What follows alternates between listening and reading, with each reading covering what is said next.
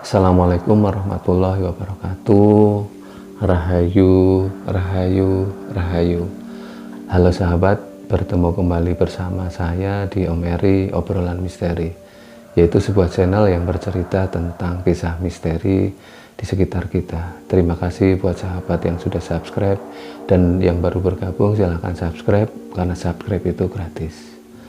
Kali ini saya akan bercerita tentang pengalaman hidup teman saya, kisah nyata teman saya yang pasang susuk darah ayam cemani, susuk kebal tingkat dewa. Pokoknya ini susuk kebal yang sangat luar biasa sekali.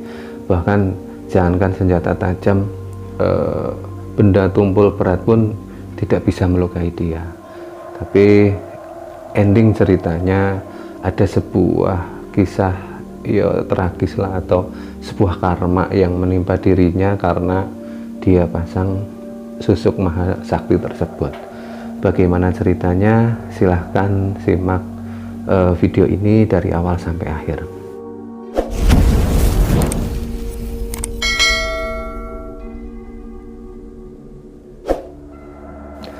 Cerita ini berawal dari teman saya yang kuliah di Surabaya. Karena dia ya memang anak orang kaya lah ya, pertamanya anak orang kaya, yang kedua dia memang ganteng gitu ya. Terus karena dia memang orang kaya dan fisiknya memang mendukung gitu ya, dia di Surabaya juga banyak sekali teman, dan teman ceweknya juga banyak gitu. Singkat cerita, karena memang anaknya agak bandel gitu ya, agak bandel, suka minum, terus dia juga suka narkoba lah gitu ya. Singkat ceritanya seperti itu. Tapi ini saya menceritakan sebuah masa lalu lah ya, masa lalu teman saya yang ini menjadi sebuah inspirasi, semoga bisa menjadi inspirasi buat sahabat semuanya.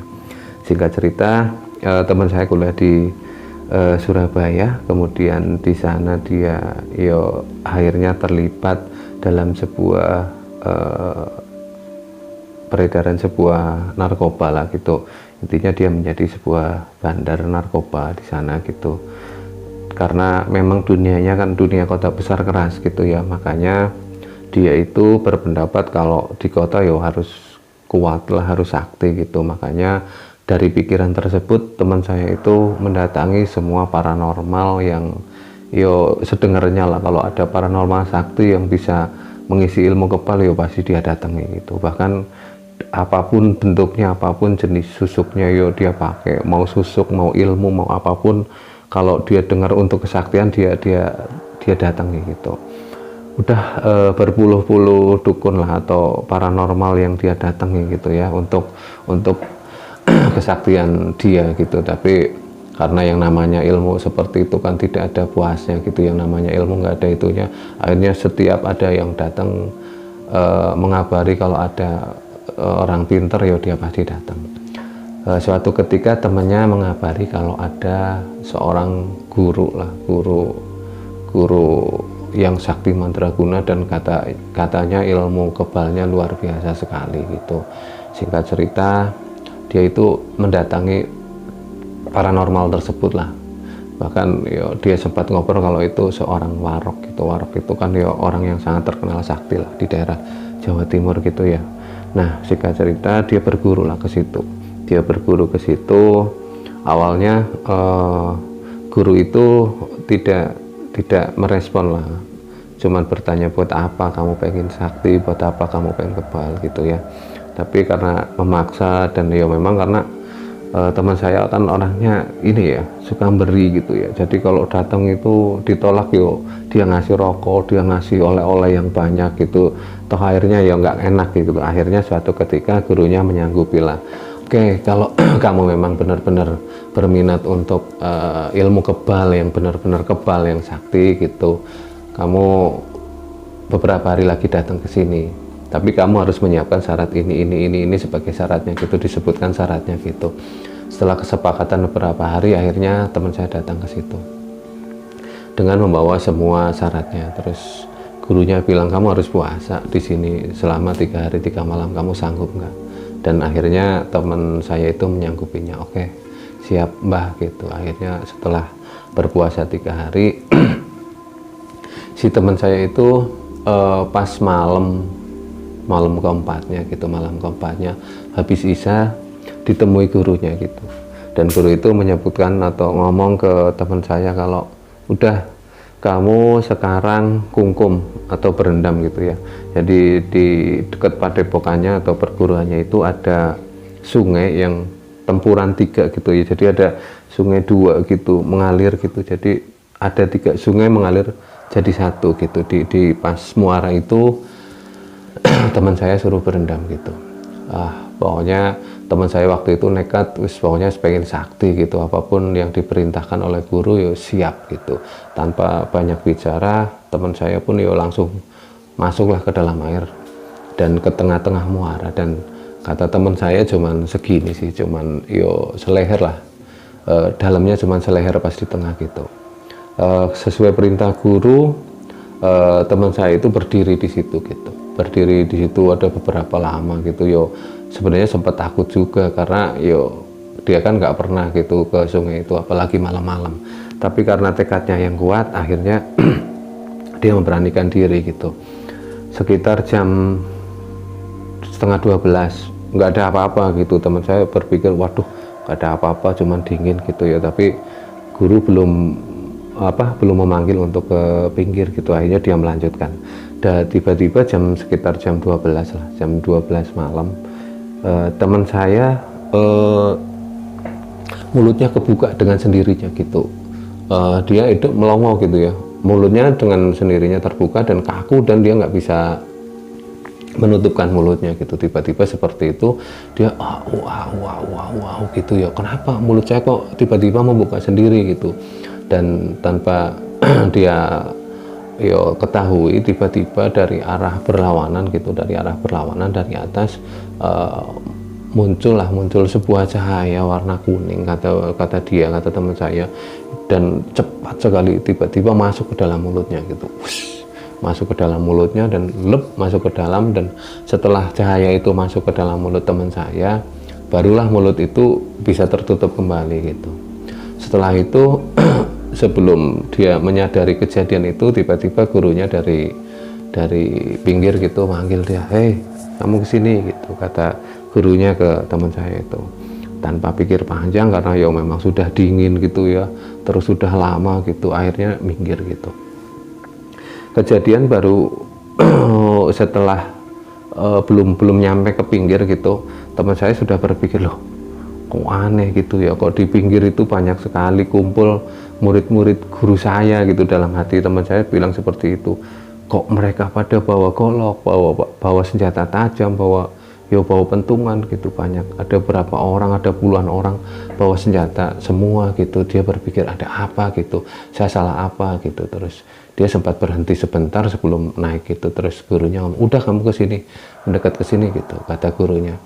Tanpa sedikit ragu lah gitu tapi tanpa pikir panjang, udahlah gitu, orang saya nggak punya salah apa-apa kok gitu.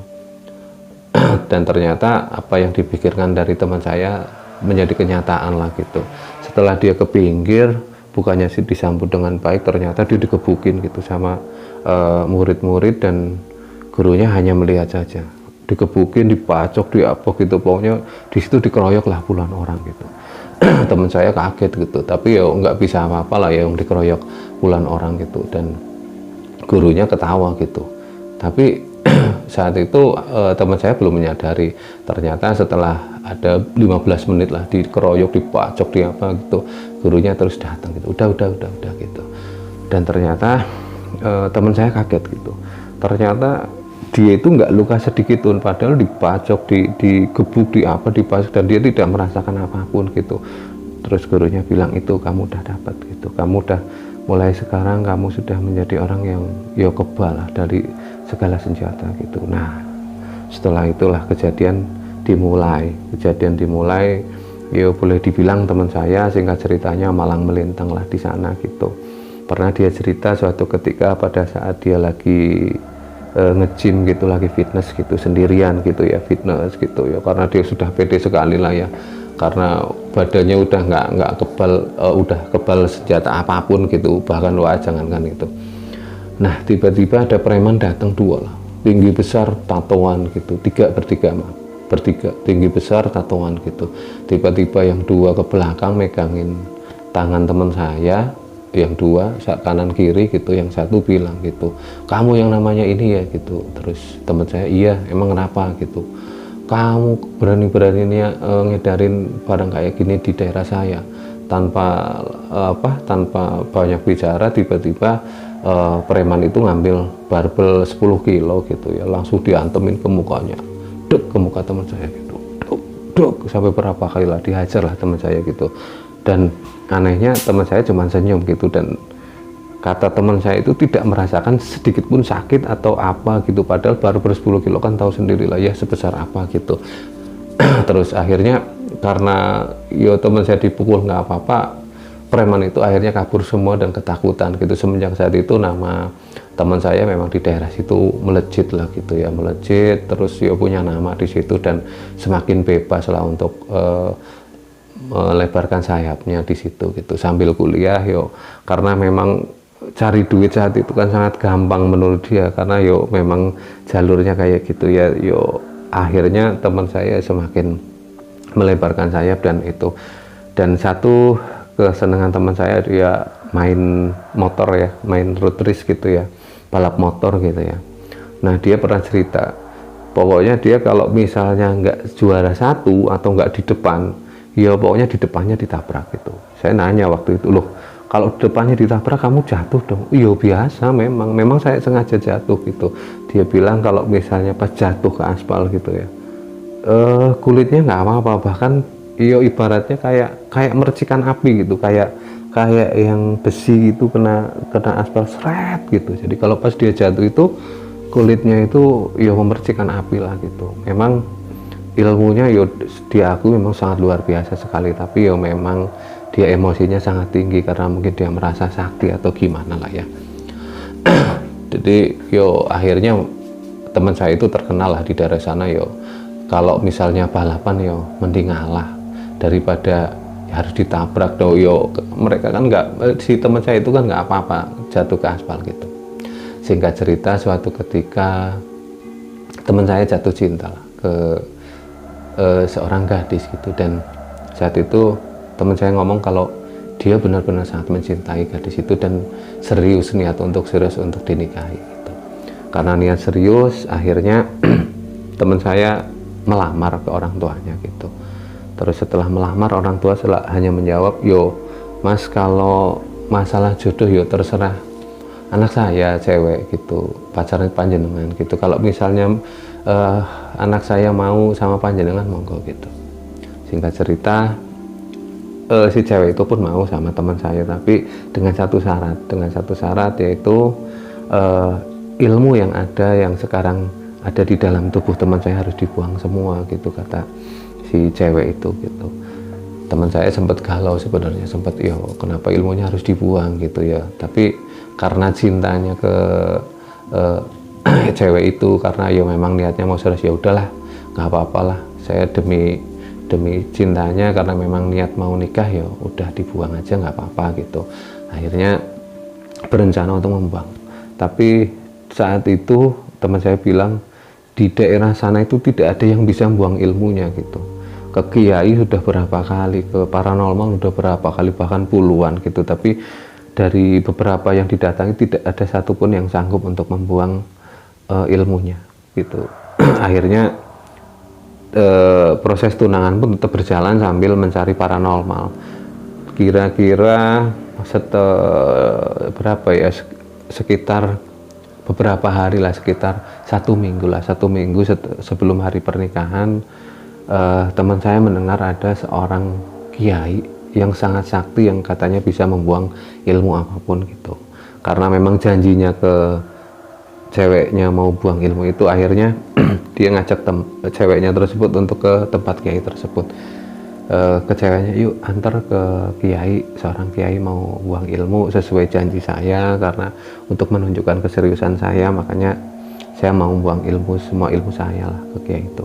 Singkat cerita, diantarlah teman saya oleh ceweknya ke seorang kiai yang sakti tersebut.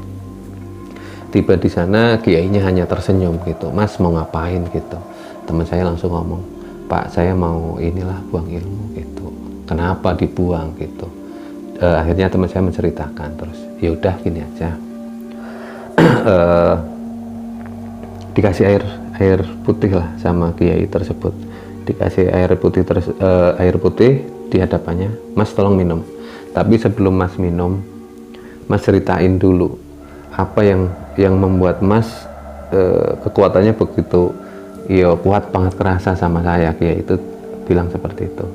Terus akhirnya teman saya bercerita kalau dia itu pasang susuk, dia pasang kayak susuk, tapi dia nggak tahu lah gitu, tapi intinya dia menceritakan kalau di gurunya pada saat itu dia dikasih segelas air yang berisi darah cemani. Dia juga melihat sendiri ada yang motong ayam cemani dan darahnya dikasihkan ke air, dan begitu ditutup sama guru saya itu waktu itu tiba-tiba menjadi air putih gitu dan diminum sama saya. Setelah minum darah ayam cemani tersebut, terus saya disuruh untuk berendam di air dan ada cahaya yang masuk. Oh iya. Kiai itu mengangguk-angguk dan tersenyum. "Udah Mas, gini aja, panjenengan ridho ikhlas dengan ilmu yang panjenengan sudah dapat akan dibuang?" Teman saya tanpa pikir panjang menjawab, "Iya Pak, saya ikhlas, saya ridho," gitu. "Ya udah minum, tapi nanti setelah minum kamu tidur dulu di sini sampai sebangunnya," gitu. Terus dia itu ngomong ke cewek teman saya, kalau ini nanti akan tidur mbaknya yang sabar nunggu di sini gitu. Singkat cerita, sama teman saya diminum air putih tersebut, dan seperti yang kiai itu bilang bahwa tiba-tiba tubuhnya nggak punya kekuatan apapun, lemes gitu ya. Tiba-tiba dia jatuh di kursi itu, jatuh kelubruk gitu, kayak yang nggak punya tenaga, kayak nggak punya tulang gitu. Terus udah biarin aja Mbak, suruh tidur. Akhirnya dia tidur di kursi panjang gitu, tidur sampai berapa jam, 2 jam waktu itu kata teman saya. Terus akhirnya bangun. Setelah bangun agak mendingan, nggak begitu lemes ya, tapi memang perasaannya beda sekali gitu. Bedanya yang tadinya berangasan, terus rasanya nggak sedikit-sedikit gampang emosi, pada saat itu kok lebih tenang. Terus perasaan lemes masih lah, cuman nggak seperti pada waktu minum air tadi yang pertama gitu. Singkat cerita, teman saya minta pamit, terima kasih Pak Kiai gitu, dan mau pamit untuk pulang gitu. Pak Kiai ngomong, "Ya udah kamu pulang, tapi hati-hati di jalan. Mudah-mudahan sampai tujuan ke rumah tidak terjadi apa-apa," kata Kiai itu. Pesan saya satu, hati-hati gitu. Kiainya ke teman saya bilang seperti itu. Setelah pamit, pulang lah gitu seperti biasa. Pulang di jalan, dan anehnya tiba-tiba kejadian tidak disangka, tiba-tiba kecelakaan. Teman saya itu berboncengan sama ceweknya, dan di tengah jalan kecelakaan gitu, dan saat itu kejadian tragis terjadi. Singkat cerita, ceweknya meninggal dan kaki teman saya itu patah, kakinya patah gitulah ya, kakinya patah, dan dia nggak sadarkan diri. Waktu itu dibawa rumah sakit, dan setelah bangun dia manggil-manggil nama ceweknya gitu, dan akhirnya pihak keluarga mengatakan kalau ceweknya sudah nggak ada gitu. Dah disitulah teman saya merasa bahwa ya Allah, apakah ini gitu akibat dari susuk yang bukan malah ya, susuk yang sangat sakti itu yang kemarin itu gitu. Tapi akhirnya sebenarnya teman saya nggak nerima saat itu, tapi gimana lagi, mungkin itu sudah kejadiannya berbulan-bulan bahkan bertahun-tahun lah. Teman saya nggak bisa menerima kenyataan seperti itu gitu ya.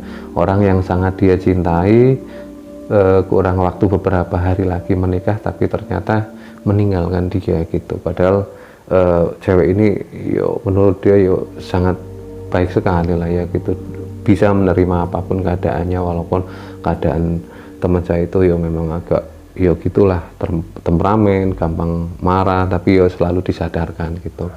Semenjak saat itu teman saya, dan pada saat cerita sama saya juga berpesan gitu, kalau bisa janganlah pasang susuk atau apa gitu, pasti ada efek sampingnya atau pasti ada kejelekan di belakangnya. Saya merasakan sendiri, dan sampai saat ini pada saat teman saya cerita itu ya sekitar beberapa tahun lah dengan kejadian itu, saya belum bisa melupakan gitu. Dan waktu itu pada saat kuliah dia main ke kosan gitu dan bercerita gitu ya, dia belum bisa move on lah, belum bisa melupakan ceweknya gitu. Tapi sekarang dia udah menikah dan yo menjadi orang baik-baik gitu, dan tekun beribadah lah. Yo itu cerita dari teman saya, semoga bisa menjadi gambaran lah buat sahabat semua. Kalau misalnya mau pasang susuk atau mau apapun ilmu itu, ya dipikir, karena segala sesuatu pasti ada dampaknya gitu. Terima kasih buat sahabat semua yang sudah menyaksikan video ini dari awal sampai akhir. Saya akhiri, wabillahi taufiq wal hidayah. Wassalamualaikum warahmatullahi wabarakatuh. Rahayu, rahayu, rahayu.